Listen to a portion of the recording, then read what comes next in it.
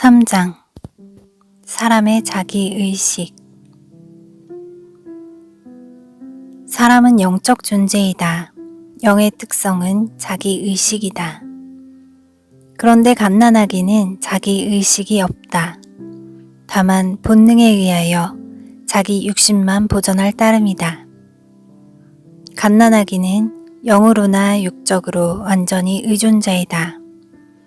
우리는 사람의 영적 기능을 과대평가하여 자신이 무엇을 할 수 있다고 생각한다. 그러나 사람의 영은 집이나 밭과 같다. 사도 바울은 고린도 교인들에게 그들이 하나님의 집이라고 했다. 또 사도 바울 자신도 질그릇이라고 했다. 집, 밭, 그릇으로는 그 자체의 가치가 없다. 무엇이 심겨지느냐, 누가 사느냐, 어떤 것을 담아두느냐에 따라 가치가 정해진다. 기억해야 할 것은 집, 밭, 그릇은 자기가 마음대로 어떤 것을 심거나 누구를 모셔드리거나 무슨 음식을 담아두거나 하지 못한다. 완전히 수동적 입장에 있다. 이와 같이 사람의 영은 스스로 아무 기능도 할 수 없다. 단지 그릇처럼 담는 대로 받아둘 뿐인 것이다. 주님은 자기 자신과 신자들 간의 영적 관계를 포도나무와 가지에 비유하셨다. 나는 포도나무요, 너희는 가지니 저가 내 안에, 내가 저 안에 있으면 이 사람은 과실을 많이 맺나니 나를 떠나서는 너희가 아무것도 할 수 없음이라. 요한복음 15장 5절 말씀. 분명히 주님은 영적으로 사람 스스로가 아무것도 할 수 없다고 하셨다. 우리가 생각하기에는 그 말씀은 너무 지나친 것처럼 생각된다. 그것은 우리가 얼마나 자신의 능력을 믿고 있는가를 단적으로 나타낸다. 주님의 말씀이 진리이다. 우리는 스스로 아무것도 할 수 없다. 갓난아기의 영은 백지와 같다. 그런데 그 갓난아기의 영이 눈을 떠서 자신을 의식하기 시작하는 것은 전적으로 부모의 사랑 때문이다. 갓난아기를 아무도 상대하지 않고 영양제 주사만 꽂아놓고 계속 그것으로만 영양을 공급한다면 그 사람은 과연 무슨 의식이 생길까? 사랑은 영혼의 임재이다. 사랑으로만이 영의 눈이 뜨이고 자기 의식이 성장한다. 무시를 당하기만 하고 짐승 취급을 받고 나면 완전히 전응아가 된다. 히틀러는 생각하기를 인간을 나약하게 만드는 것은 어머니의 사랑이라고 생각했다. 그래서 강한 독일 민족을 새로 만들기로 결심하고 갓난아기들을 가져다가 어머니 사랑 없이 훈련만 시켰다. 그랬더니 강한 독일 아이가 아니고 멍청이가 되고 말았던 것이다. 사람이 일생 동안 생각하고 느끼고 활동하는 모든 능력은 스스로 생긴 것이 아니고 다른 영적 공급자에게로부터 받아 저축한 것을 쓰는 것뿐이다. 그 영적 공급자는 하나님이 되기도 하고 다른 사람들이 되기도 하고 어떤 때는 마귀가 되기도 한다. 그러므로 사람이 제일 견디기 어려운 것이 고독이다. 인간은 계속 누군가로부터 공급을 받아야지 받지 못하고는 견디지 못하는 것이다. 여호와 하나님이 가라사대 사람의 독처하는 것이 좋지 못하니 내가 그를 위하여 돕는 배필을 지으리라 하시니라. 창세기 2장 18절 말씀. 사람이 혼자 너무 오래 있으면 미쳐버린다. 이것은 무엇을 의미하는가? 사람은 다른 사람으로부터라도 영, 사랑의 공급을 받지 아니하면 마귀에게라도 받아야 한다는 의미이다. 사람의 영은 반사경과 같다. 단지 받는 대로 반사하는 것뿐이다. 스스로 속이지 말라. 하나님은 만홀히 여김을 받지 아니하시나니 사람이 무엇으로 심든지 그대로 거두리라. 자기의 육체를 위하여 심는 자는 육체로부터 썩어진 것을 거두고 성령을 위하여 심는 자는 성령으로부터 영생을 거두리라. 갈라디아서 6장 7절에서 8절 말씀. 사람의 영은 스스로 기능을 발휘하지 못한다. 영적인 공급자가 있어야 한다. 그런데 그 영적인 자원을 어디에서 받느냐에 따라 자기 의식의 질적 차이가 있다. 부모의 사랑은 사람이 지상에서 받을 수 있는 가장 최선의 영적인 공급이다. 사람은 전적으로 사랑으로 산다. 사람의 일생은 자신을 사랑, 관심으로 채우려는 노력의 연속이다. 어려서는 부모로부터 사랑을 받고 자신을 채운다. 그러나 점차 성장하면서 부모의 사랑만 가지고는 부족하다. 친구, 아내, 남편, 자녀, 이웃의 존경과 사회적 명성, 이 모든 것이 사랑의, 관심의 일종이다. 그래서 사람은 먹을 것이 넉넉하여도 계속 이웃의 관심을 찾아서 헤맨다. 사람들은 다른 사람들에게서 사랑을 받고자 하는 욕구에서 학식, 재산, 권세를 추구한다. 그래서 정치가는 자기의 명성, 기업가는 사회의 공헌, 교육가는 사회의 개화를 위한다고 하지만 사실은 사람의 관심과 사랑의 대상이 되고자 하는 욕구에서 노력하는 것이다. 이렇게 여러 가지 방법으로 이웃의 존경과 관심을 얻으면 비로소 사람은 자기 풍성을 느끼며 기뻐한다. 어려서 어머니의 사랑을 받고 기뻐하던 습관의 연장이라고 할 수 있다. 이웃이 나를 인정하고 필요로 할 때 정말 나는 살맛이 난다. 자의식이 풍성해지기 때문이다. 그러나 나의 이웃이 나를 떠나 관심이 없고 냉담하며 비난하고 대적할 때 나는 위기를 맞는다. 나는 의욕이 없어지고 무서움을 느끼며 슬퍼지고 고독해진다. 그의 영이 힘의 자원을 잃었기 때문이다. 이럴 때가 자아의 위기이다. 자아의 위기는 인생의 위기이다. 어떤 사람은 자아를 방어하는 수단으로 비난하거나 참거나 굴복하는 등 여러 가지 방법을 취한다. 그리하여 최대한 자기에 대한 관심을 유지하고자 한다. 사람은 혼자서 살 수 없으므로 반드시 이웃이 필요하다. 사람이 서로 싸우면서도 가족 단위로 사는 이유가 바로 사람에게는 영적인 공급원이 필요하다는 뜻이다. 사회적, 경제적으로 오는 관심이나 명성은 언제나 보장되지 않는다. 그러나 가족들은 일생을 사랑의 관계를 맺고 살게 된다. 그러므로 가정이란 사람의 영적인 필요 때문에 하나님이 사람에게 만들어주신 특수 환경이다. 남편과 아내는 한 몸이라고 한다. 이 한 몸이라는 의미는 육체적인 의미도 되겠지만 영적인 의미도 된다. 선악과를 먼저 따먹은 여자가 아담을 유혹했을 때 아담은 같이 죽기로 했다. 오늘도 동반 자살이 번번이 일어난다. 영의 공급자 없이 사는 것은 사는 것이 아니기 때문이다. 사람은 영의 공급자의 변화에 따라 자기 의식이 변한다.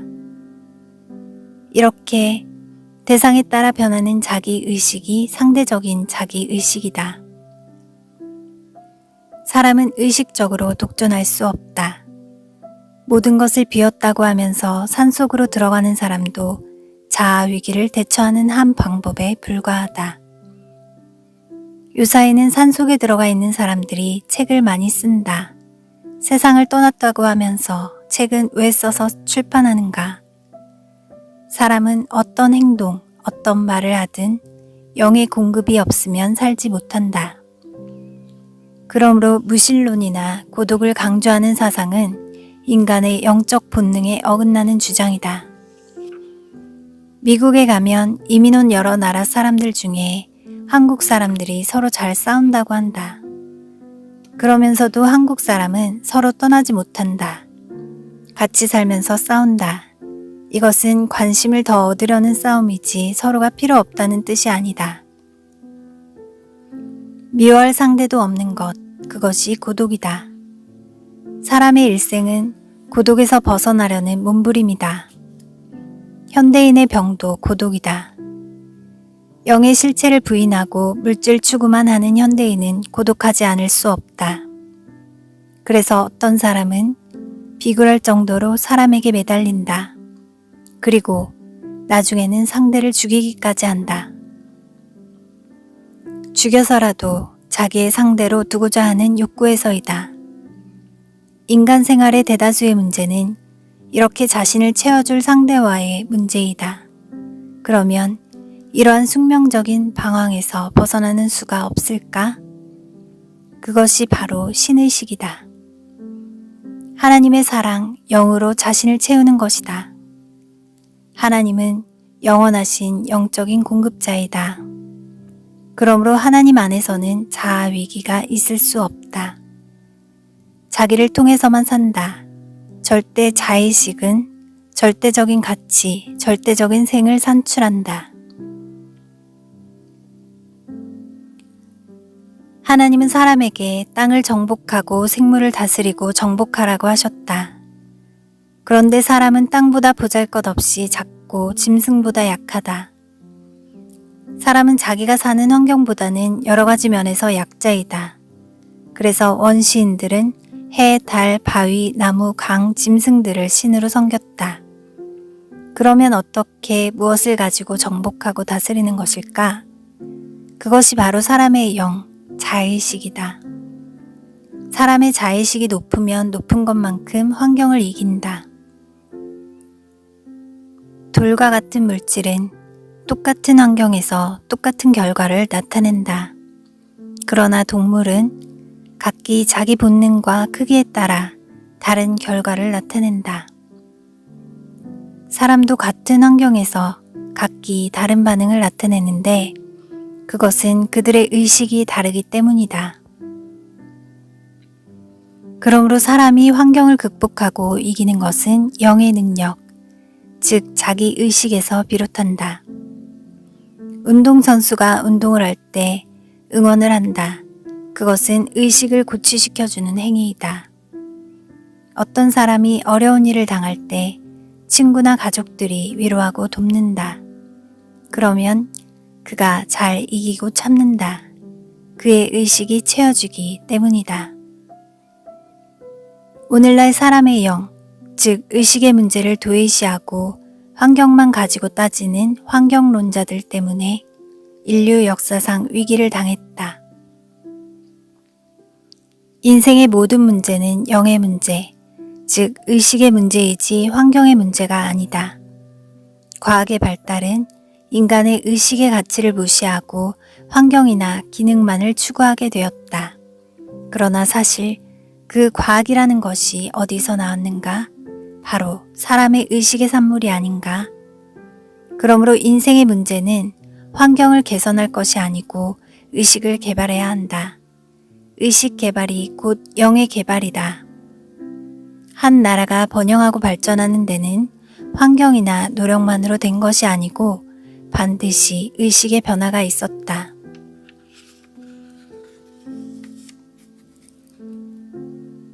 믿음과 자의식. 사람의 영은 그릇과 같다. 어떤 영이든지 채워야 한다. 사람은 사랑으로 생각하고 사랑으로 움직인다. 그래서 어린아이부터 노인까지 사랑을 외친다. 노래 제목도 사랑이요. 문학의 내용도 사랑이 아닌 것이 없다. 사랑을 받으면 사랑으로 응답한다. 곧 영의 응답이다. 그러므로 사랑의 응답이 있는 곳에는 믿음과 신뢰가 있다. 사랑과 관심으로 채워진 사람은 사람에 대한 신뢰와 믿음을 갖게 된다. 이 이웃에 대한 믿음과 신뢰는 자기 의식에서 나온다. 자기 의식이 부족한 사람은 남을 믿지 못한다. 흔히 남편이 아내를 의심하는 의처증 환자를 보면 그것은 자기 의식 부족에서 나온 것이며 동시에 다른 사람의 사랑과 관심을 충분히 받지 못한 데서 생긴다. 현대는 사람 사이의 신뢰와 믿음이 떨어진 사회이다. 믿는 사회로 만들어야겠다고 야단이다. 학교에서 잘 가르쳐야 한다고 교육개혁을 주장한다. 그러나 이 신뢰와 믿음은 교육에서 나오는 것이 아니다. 사람을 믿는 것이 좋다는 것쯤은 유치원에서도 다 배운 것이다. 가정을 통해서 받은 사랑이 자기 의식을 만들고 그 다음에 이웃에 대한 신뢰를 만든다. 영의 응답이 없는 사회, 사랑과 신뢰가 없는 사회가 인간 존재의 종말이다. 여호와께서 사람의 죄악이 세상의 관영함과 그 마음의 생각의 모든 계획이 악할 뿐임을 보시고 땅 위에 사람 지으셨음을 한탄하사 마음에 근심하시고 가라사대 나의 창조한 사람을 내가 지면에서 쓸어버리되 사람으로부터 육축과 기는 것과 공중의 새까지 그리하리니 이는 내가 그것을 지었음을 한탄함이니라 하시니라. 창세기 6장 5절에서 7절 말씀. 자기 신뢰와 믿음이 없는 개인과 사회는 존재 이유를 잃는다. 예수님도 응답이 없는 그 당시 사회를 한탄하셨다. 이 세대를 무엇으로 비유할꼬 비유컨대 아이들이 장터에 앉아 제 동물을 불러 가로되 우리가 너희를 향하여 피리를 불어도 너희가 춤추지 않고 우리가 애곡하여도 너희가 가슴을 치지 아니하였다 함과 같도다. 마태복음 11장 16절 17절 말씀. 오늘날은 물질 위주의 과학 만능 시대이다. 그러므로 사람들은 부와 자기 유익을 위하여 모든 것을 투자한다. 모든 관심과 시간을 그것을 위하여 투자한다. 그러다 보니 영의 메마름으로 신뢰와 이웃에 대한 사랑에서 오는 기쁨을 전혀 알지 못하고 돈이 유일한 생의 목적이요 수단이 되었다. 그들은 신뢰와 믿음을 잃어버리더라도 돈을 붙든다. 이렇게 하여 사람은 자기 영에서 오는 자기 신뢰를 잃어버리고 돈에다 자기 인생을 건다. 이것이 비극이요 현대인의 저주이다. 사랑과 신뢰만이 인간성 회복의 유일한 방법이다. 대학교마다 싸우고 사제지간의 다툼은 무엇이며 가정마다 불화는 무엇을 의미하는가? 무엇으로 이것을 해결할꼬? 지식도 과학도 돈도 아니다. 오직 사랑과 신뢰의 회복뿐이다. 사랑 안에 두려움이 없고 온전한 사랑이 두려움을 내어 쫓나니 두려움에는 형벌이 있음이라. 두려워하는 자는 사랑 안에서 온전히 이루지 못하였느니라. 요한일서 4장 18절 말씀.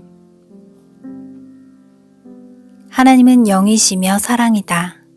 하나님 한 분으로 인간의 근본 문제는 해결된다. 인간의 가장 큰 문제는 인간 자신이 자기 문제를 해결할 수 없다는 데 있다. 그러므로 사람은 이웃이 필요하고 이웃을 만나기 위하여 하나님이 필요하다. 양심과 자의식. 양심이란 무엇인가? 여러 가지 의견이 있을 수 있으나 양심은 사람이 갖게 되는 자의식과 중요한 관계가 있다. 갓난아기는 영이 있으나 영의 눈이 뜨이지는 못했다. 그 영의 눈을 뜨게 하여 자기를 의식시켜주는 것이 부모의 사랑이다. 그러므로 아기마다 부모가 주는 사랑과 관심의 정도와 그 표현 방법에 따라 민감하게 반응한다. 갓난아기 때에 부모의 사랑으로 길들여진 자기 확인의 방법은 일생 동안 영향을 미친다. 양심이란 반드시 선한 것만은 아니며 그렇다고 양심은 악한 것만도 아니다. 단지 자기 의식을 확인하는 방법으로서 습관화되어진 것이다. 각자의 양심은 그 사람에게 사랑과 관심을 심어준 사람들의 개성과 가치관에 따라 다르게 나타나고 또 각자 선천적으로 태어난 소질과 품성에 따라 그 표현이 다르다. 반면 같은 사회 안에서 사람들은 그 사랑을 표현하는 방법이 거의 같으므로 양심의 반응은 같은 사회 안에서는 대체로 같게 나타난다고 할 수 있다. 한편 자기 양심을 부인하면 자기 인식의 방법을 부인하는 것이므로 영의 활동이 약화되어 불안을 느낀다. 사실 양심의 가책은 자기 회복의 욕구요, 자기 생을 지키려는 영의 소리이다. 하나님을 믿지 않는 사람일지라도 가장 깊은 영에서 나오는 소리가 양심의 소리이다. 율법 없는 이방인이 본성으로 율법의 일을 행할 때에는 이 사람은 율법이 없어도 자기가 자기에게 율법이 되나니 이런 이들은 그 양심이 증거가 되어 그 생각들이 서로 혹은 송사하며 혹은 변명하여 그 마음에 새긴 율법의 행위를 나타내느니라. 로마서 2장 14절 15절 말씀. 사람이 일생에 받을 수 있는 가장 최선의 사랑과 관심은 어려서부터 부모로부터 받게 된다. 부모도 사람이 줄 수 있는 최선의 사랑과 관심을 아이들에게 준다. 사람은 사랑과 관심을 주는 가정에서 벗어난 후에도 옛날에 키운 습관을 그대로 간직하게 된다. 그러나 양심은 항상 같은 것만 아니고 최선의 것이라고 할 수도 없다. 양심은 그가 접하는 환경과 사람들에 따라 달라지기 때문이다. 거짓말을 처음 한 아이는 양심의 가책을 받지만 계속하면 가책이 없어진다. 더구나 남들이 다 거짓말하는 것을 보면 양심의 저항을 얼마 느끼지 않고 따르게 된다. 양심은 자의식에 관계되기도 하지만 현재 환경과 사람들의 태도에 따라 변해질 수 있다. 주위 환경의 영향을 덜 받는 사람은 어렸을 때 양심을 간직하지만 거친 사회 생활에 물들고 나면 양심의 소리가 없어진다. 그렇게 되면 그 사람은 영에 의한 자의식으로 사는 것이 아니고 물질과 환경을 자기화한 반자아, 즉 마귀로 사는 사람이 된다. 그러면 믿는 사람의 양심은 어떻게 될까? 믿는 자는 하나님의 사랑과 그 말씀을 배움으로써 그의 양심이 하나님을 향하게 된다. 그러므로 믿는 자의 양심은 하나님의 자녀가 된 신의식과 관계가 있다. 그러므로 믿는 자로서 양심을 버리면 믿음에 파선한 자이다. 믿음과 착한 양심을 가지라. 어떤 이들이 이 양심을 버렸고 그 믿음에 관하여는 파선하였느니라. 디모데전서 1장 19절 말씀.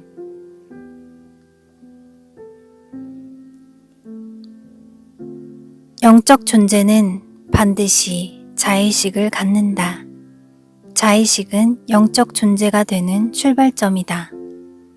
자의식이란 스스로 자신을 의식하는 능력이며 동시에 스스로 자신의 것을 결정할 수 있는 능력을 말한다. 영적 피조물인 사람은 반드시 하나님으로부터 영적 공급을 받아야 하며 그렇지 못할 경우 다른 영적 존재, 즉 사람이나 마귀에게라도 관계를 갖도록 되어 있다.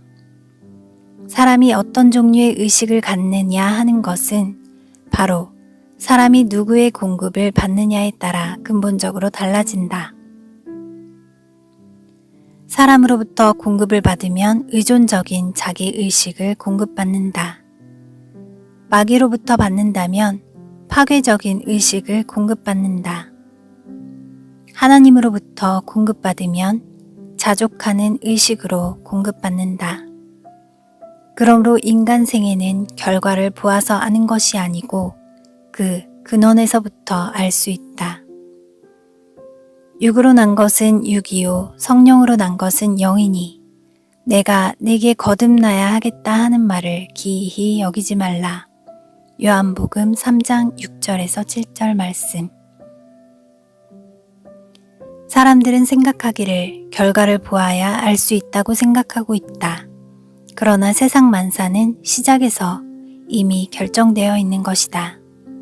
그런데 문제는 자의식이 스스로 자신을 선택하는 능력이라는 데 있다. 사실 스스로 판단하고 선택할 능력이 없다면 자의식이라고 할 수 없을 것이다.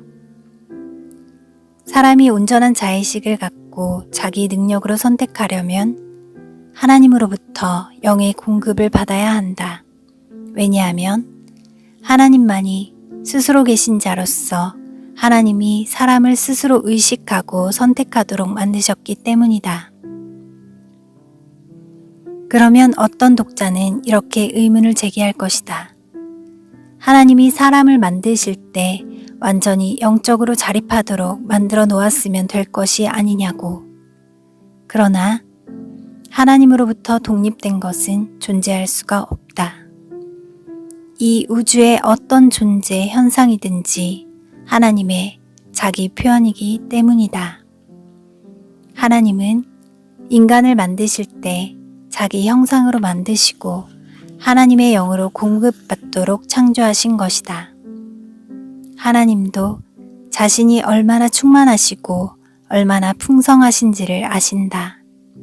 그래서 자신의 풍성하심을 입혀주시려고 한 것이다. 탕자의 비유를 살펴보자. 탕자는 아버지의 풍성함 속에서 자랐다. 나이가 든 탕자는 아버지의 은혜를 모르고 벗어나려 했다. 스스로 무엇이든지 할 수 있고 아버지의 품을 떠남으로써 더 자유로워진다고 생각했던 것이다. 사실 그런 생각을 할 수 있을 정도로 된 것도 바로 아버지의 은혜였다. 그러나 아버지는 아들의 그 정도 풍성함으로 만족하지 않으시고 더욱 성장하여 풍성하기를 바라셨다. 사람이 자의식을 행사할 수 있는 것 자체가 하나님의 은혜이다. 인간이 더욱 스스로 풍성해지기 위해서는 하나님의 공급을 받아야 한다. 그런데 사람은 그 은혜를 모르고 하나님을 벗어나려 한다. 마치 탕자처럼. 이것이 바로 죄이다. 인간의 죄는 환경이나 행위에 있는 것이 아니고 영에 있고 의식에 있다. 그러므로 영적 존재만 죄를 짓는다. 하나님은 사람을 죄에 떨어지지 않게 하시려고 말씀을 주셨다.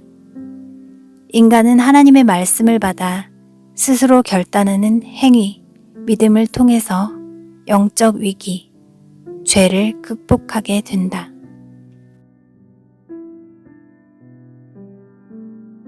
(4장) 마귀의 정체.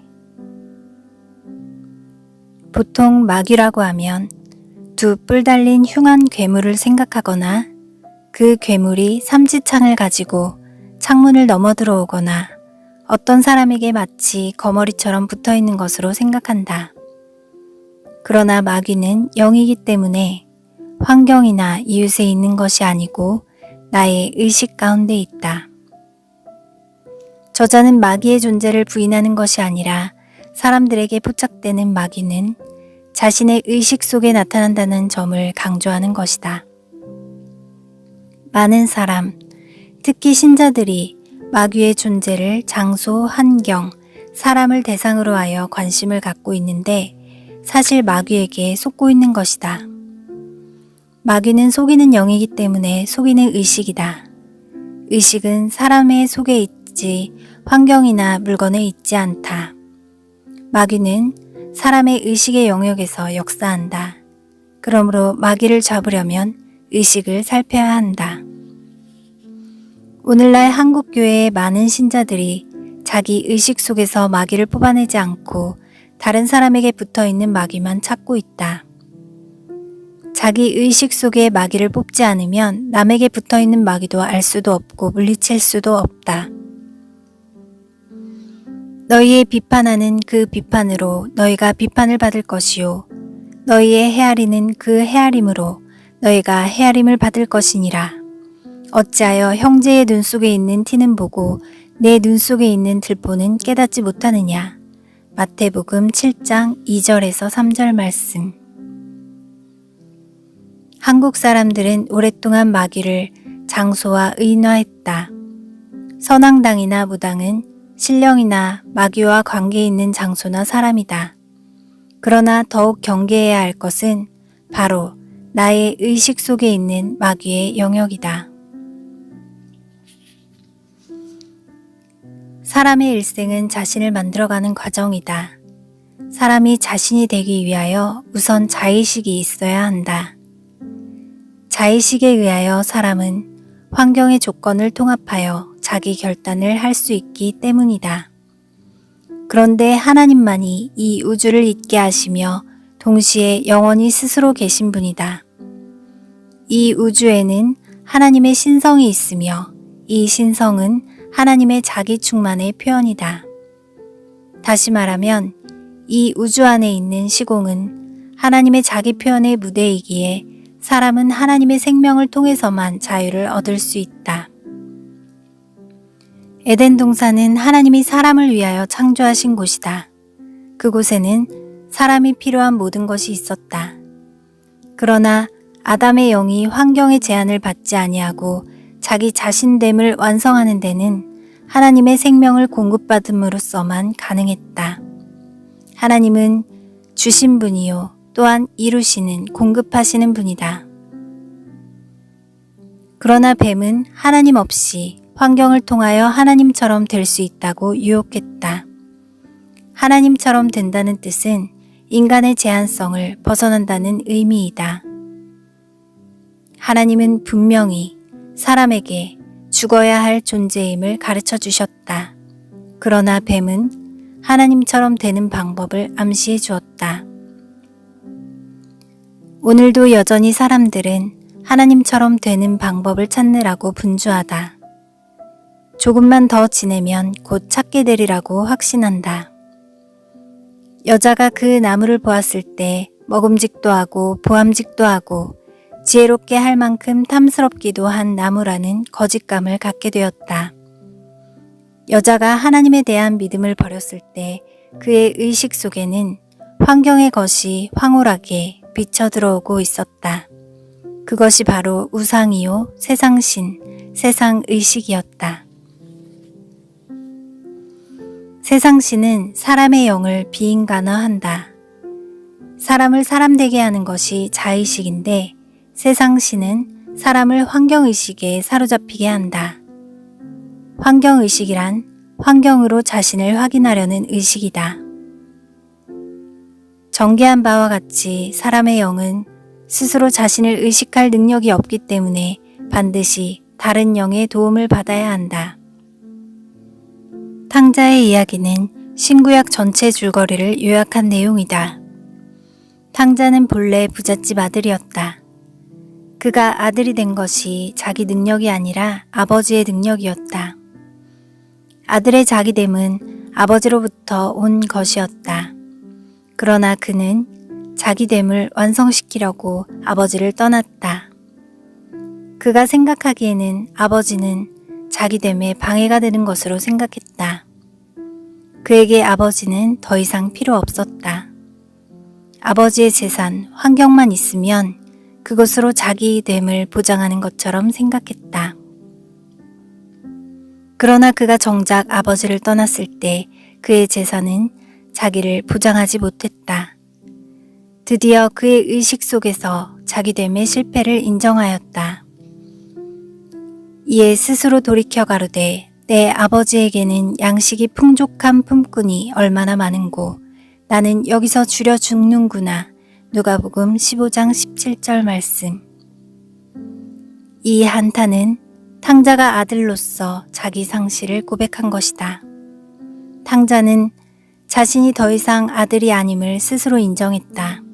그는 지금까지 자기 의식으로서 아들임을 확인하고 있었고 그 자기 확인은 그의 환경에서 비롯되었던 것이다. 자기 부정, 즉, 이 자기 상실에 빠진 그는 자기의 것을 발견할 능력이 없었다. 그의 의식은 자기 상실로 이미 혼미하게 된 것이었다. 그는 자신이 아들이 아닌 품꾼으로 아버지가 아닌 고용인을 찾아가게 되었다. 인간의 자기 상실은 자신을 고등동물로 보게 하고 사랑의 하나님을 우주의 제일 법칙 정도로밖에 보지 못하게 한다. 이로써 아들은 자기됨의 긍지와 소망을 버리고 단지 생존에만 관심을 갖는 비참한 상태를 연장하려 했던 것이다. 오늘날 사람들의 비인간화를 보라. 그들의 자기 상실을 보라. 환경을 통하여 겨우 생존만 유지하려는 애처로움을 보라. 사람은 영적 피조물이기에 받지 않고는 의식 못한다. 그가 왜 처음부터 아버지의 사랑을 신뢰하지 못했는가? 무엇이 그로 하여금 아버지를 부인하게 했는가?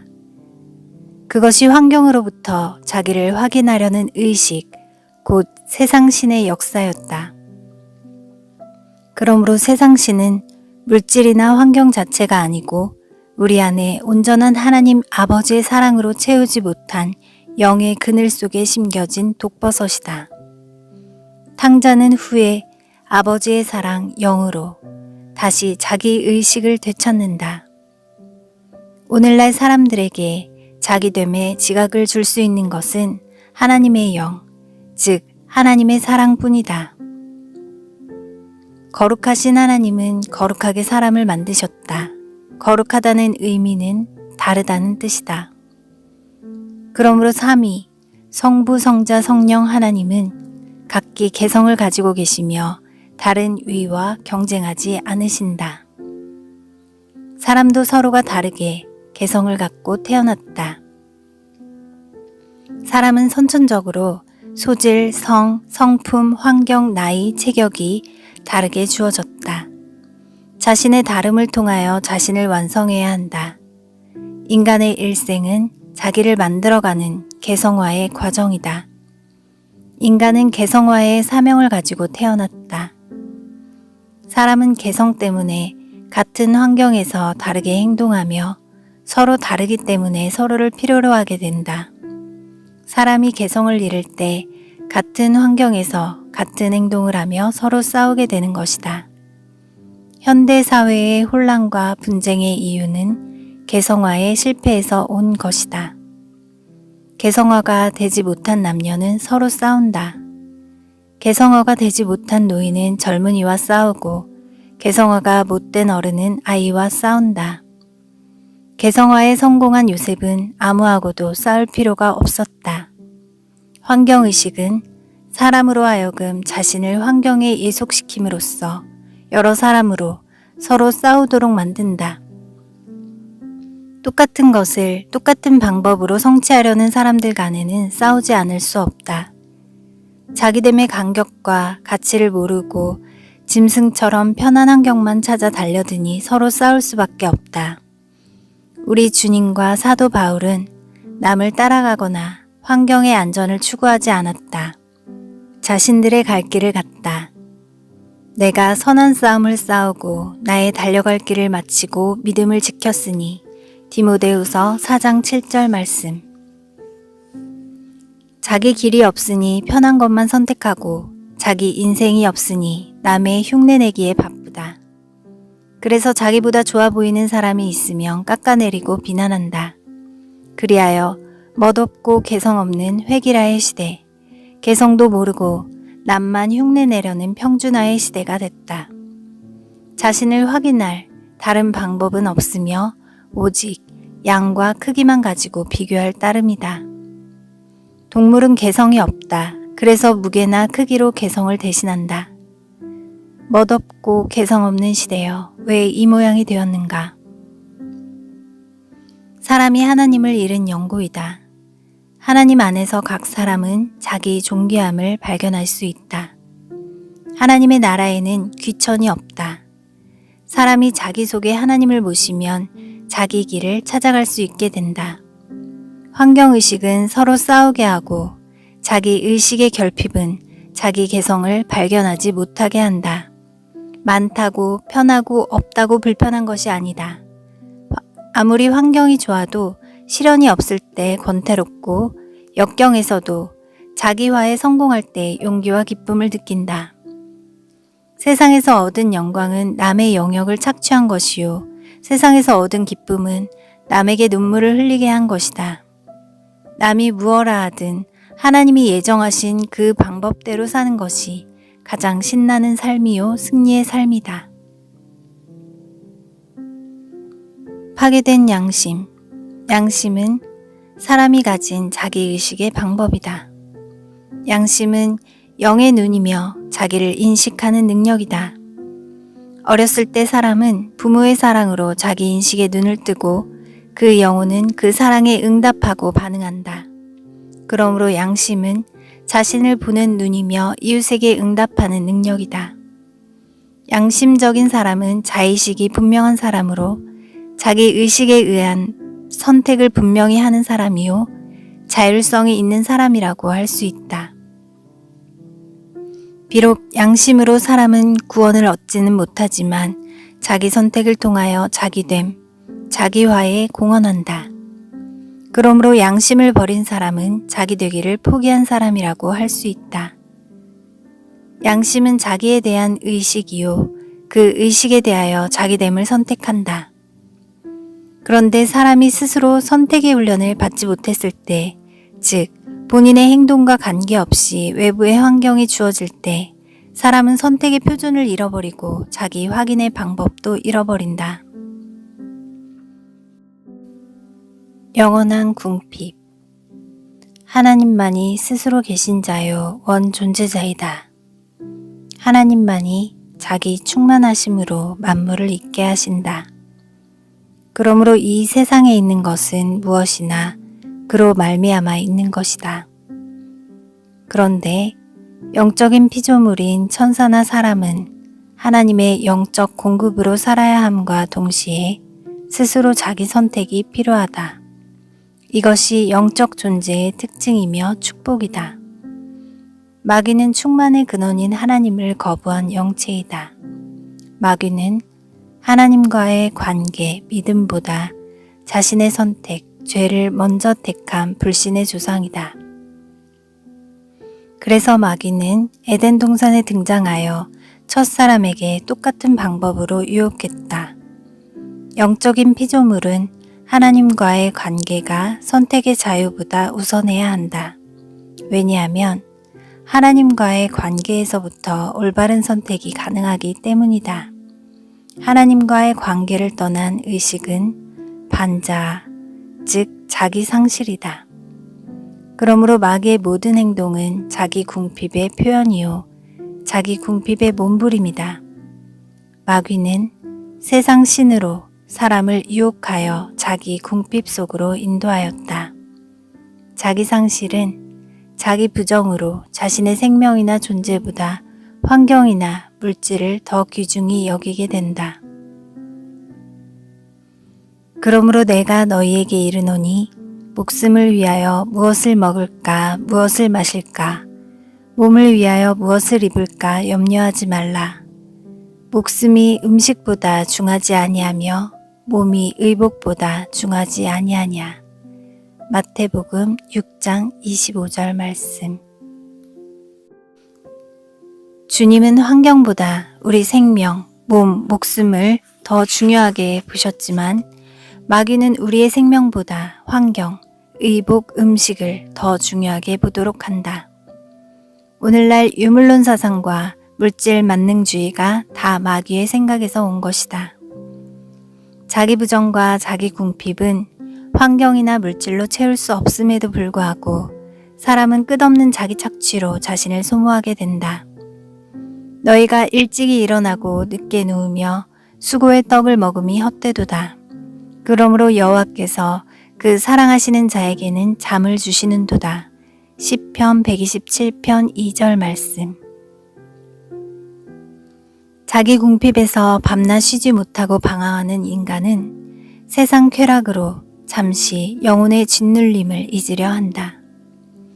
세상이 그들에게 주는 위로가 있다면 그것뿐이다. 그것을 위하여 애쓰고 수고한다. 그러는 동안에 연약한 육신은 날이 갈수록 소모되어 영육의 고통이 더해진다. 그들에게는 삶 자체가 고통이다.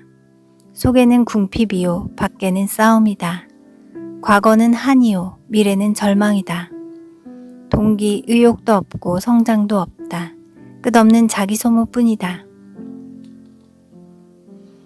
저가 음부에서 고통 중에 눈을 들어 멀리 아브라함과 그의 품에 있는 나사로를 보고 불러 가로되 아버지 아브라함이여 나를 긍휼히 여기사 나사로를 보내어 그 손가락 끝에 물을 찍어 내 혀를 서늘하게 하소서. 내가 이 불꽃 가운데서 고민하나이다. 누가복음 16장 23, 24절 말씀. 이것은 이야기가 아니다. 하나님으로 채우지 못한 영의 자기 궁핍을 보여주는 것이다. 그들의 상태는 영원히 동일하다. 단지 육체를 가지고 있는 동안에는 육신의 감각을 통해서 잠시 그것을 잃어버릴 수 있는 기회가 있을 뿐이다. 세상 종교들. 보통 사람들은 세상의 모든 종교가 다 같다고 생각한다. 양심껏 정성을 들여 착하게 살면 된다고 생각하는 것이다. 사실 한국 사람의 종교적 특성은 정성이다. 지성이면 감천이란 말도 있지 않은가. 한국 사람의 지성은 하늘을 움직이려는 집념이다. 이 무서운 인간적인 집념이 한국 사람으로 하여금 한의 민족으로 만들었다. 사람이 정성을 다한다는 것은 절대로 나쁜 것이 아니다. 그러나 자신을 구원시키는 데는 전혀 효과가 없다. 앞에서 말한 바와 같이 사람은 영적인 피조물, 영적 의존적 존재이기 때문에 스스로 자신을 채울 수 없다. 마치 꽃나무는 그 나무에 붙어있는 벌레를 어찌할 수 없는 것과 같다. 성경은 이미 이 세상이 마귀의 소나기 속에 있음을 선언하고 있으며 인간 스스로는 절대로 그 권세에서 벗어나올 수 없는 진노의 자녀로서 못 박아 놓고 있다.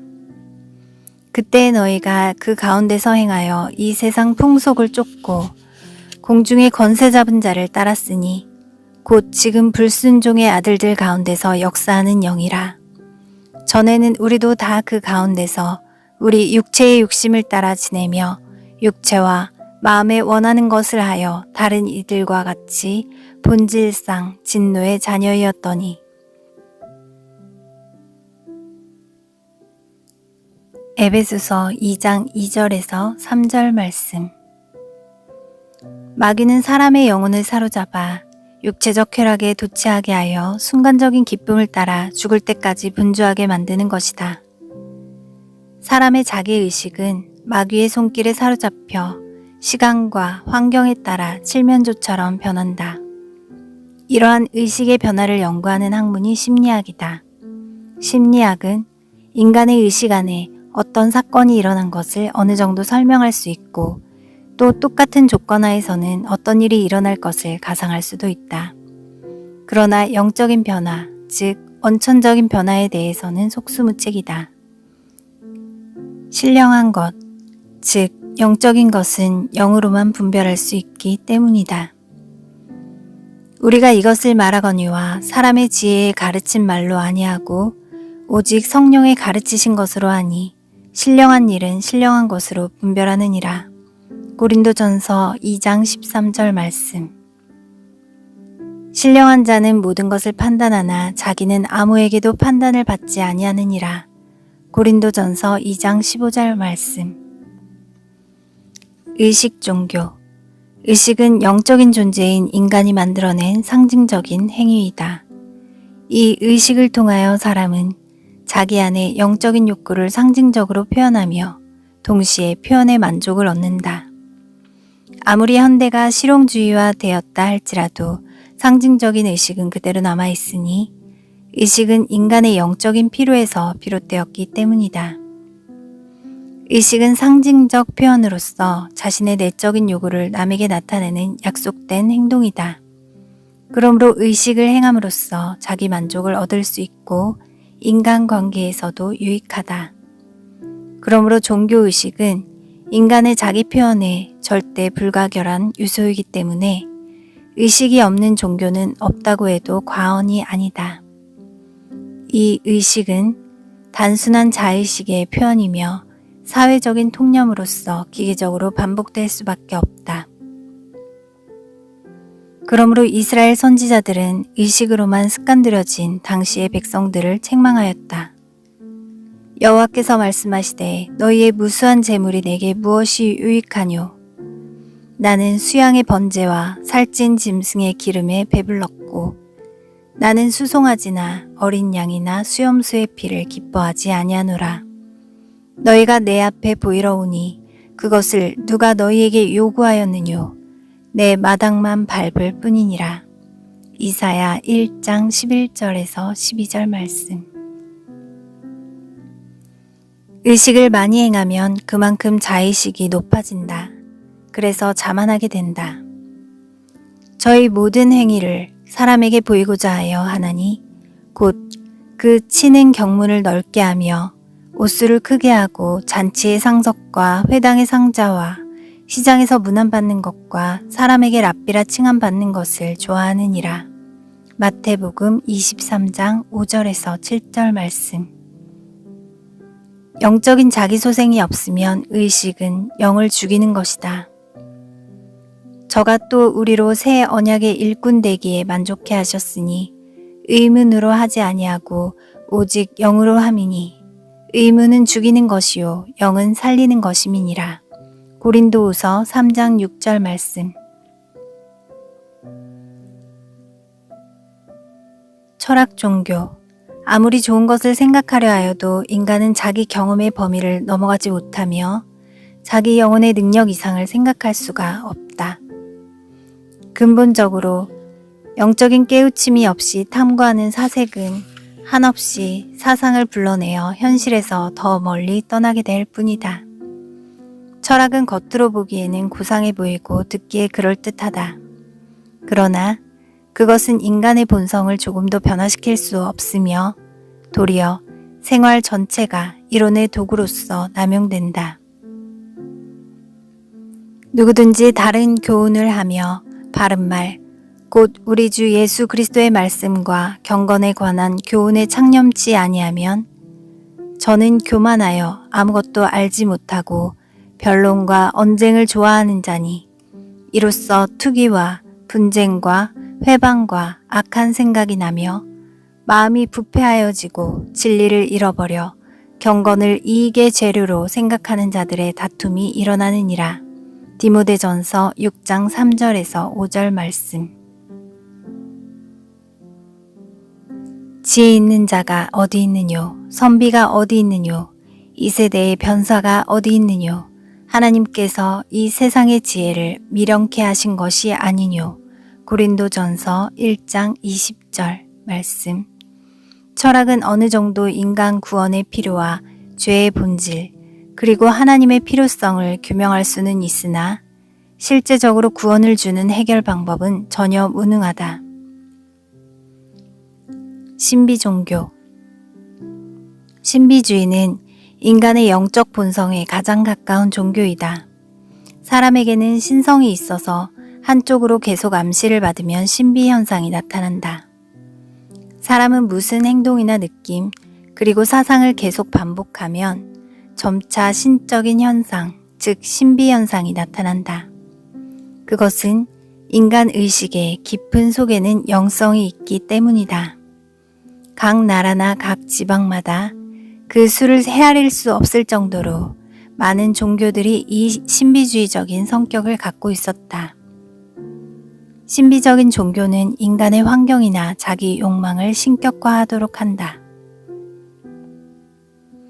스스로 지혜 있다 하나 우준하게 되어 썩어지지 아니하는 하나님의 영광을 썩어질 사람과 금수와 버러지 형상의 우상으로 바꾸었느니라.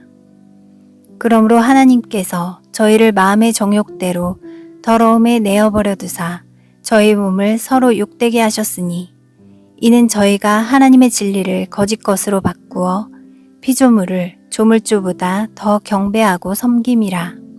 주는 곧 영원히 찬송할 이시로다. 아멘. 로마서 1장 22절에서 25절 말씀.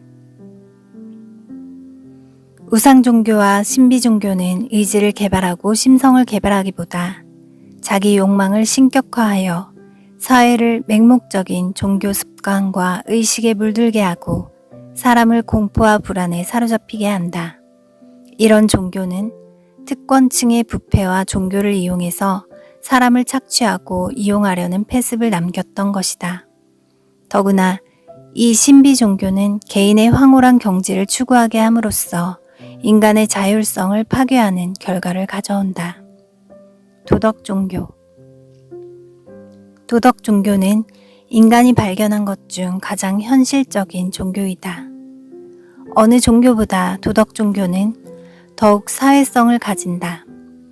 사람이 살면서 다른 사람에게 도움을 주고받는다. 또한 사람이 다른 사람에게 끼치는 영향도 지대하다. 대표적인 도덕 종교로 유교를 들 수 있다. 유교의식 중 제사도 내세에 대한 것이 아니고 조상에 대한 예의로서 하는 것이다. 그러나 도덕이란 인간이 가진 영적인 것의 표현, 열매가 되어야지 그것이 목적이 될 수는 없다. 인간은 영적인 피조물이기 때문에 자기 안에 영적 동기가 없이는 형식에 그치고 만다. 한국 사람의 체면치레는 유교의 영향에서 온 것이다. 도덕은 사람으로 하여금 무거운 짐을 지우고 자기 방어 의식만 높인다. 그것이 위선이다. 도덕 종교는 자신의 의식을 자기 방어 내지 자기 전시용으로 사용함으로써 자기 영혼에 더 많은 짐을 지우게 한다.